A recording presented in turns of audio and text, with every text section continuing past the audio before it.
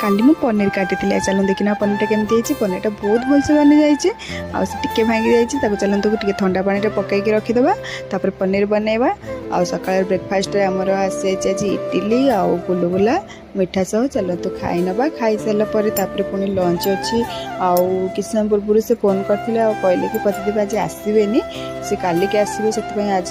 पनीर फनीर किसी हबार ना खरा बेले मुझे दही पखाड़ टे खाई आलू बड़ी चकड़ा दही बरा सह आंब लगे खाई बहुत टेस्टी खाद्य तापर खाई सारे बहुत शांति लगे पखाड़ दुटा खाईदेला गरम जो भाई हो बहुत शांति खाई पुओ सका जाता मामू सांगे टे ठंडा आनी तो ठंडा तो पी देला